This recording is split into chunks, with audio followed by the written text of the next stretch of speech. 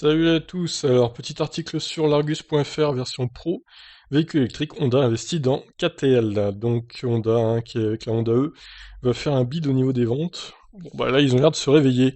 Le constructeur automobile japonais va prendre une participation de 1% dans le capital du groupe chinois KTL. Tous deux ont annoncé développer conjointement à l'avenir des batteries pour véhicules électriques et les recycler. Honda et KTL ont déclaré dans un communiqué qu'ils développeraient ensemble des technologies de batterie et rechercheraient une entreprise pour les recycler. Le constructeur a même affirmé qu'il commercialiserait un premier véhicule à batterie estampillé KTL en Chine dès 2022 et étendra à l'avenir le partenariat avec une alimentation stable et de batteries EV dans le monde. Notons que le fabricant spécialisé avait évoqué cette alliance en 2019 et avait assuré qu'il fournirait également Tesla, Toyota et Volkswagen.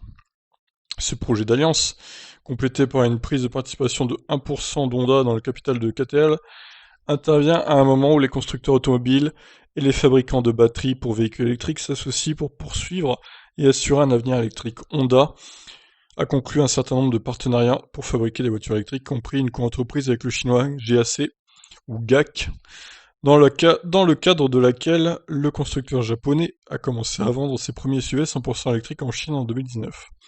Ce dernier s'est également associé à la filiale de pièces détachées automobiles Hitachi pour développer, produire et vendre des moteurs destinés aux hybrides essence, hybrides rechargeables et voitures électriques à batterie. Concernant le marché nord-américain, Honda a noué un accord avec General Motors pour développer deux nouveaux véhicules électriques. Il travaille également à la conception de la technologie des véhicules à pile à combustible à hydrogène. De son côté, KTL construit une usine de batterie en Allemagne et envisage de s'étendre jusqu'en Amérique du Nord. Il a également un siège à Yokohama, près de Tokyo.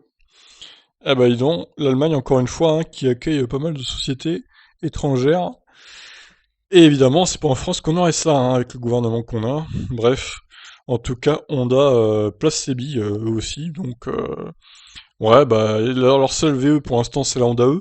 Elle est sympathique, mais elle est vraiment trop chère, elle a pas assez d'autonomie. Donc c'est vraiment le point qu'il faut régler, le prix et l'autonomie quoi pour Honda. Mais c'est vrai que sinon, elle est bien, très très bien équipée. Elle n'a pas à rougir face aux autres voitures, comme vous avez pu le voir dans le test d'ailleurs que j'ai fait. Voilà, bah écoutez, on va suivre ça de près. On espère que pour Honda, ils vont réussir à confectionner d'autres véhicules électriques performants. Allez, ciao!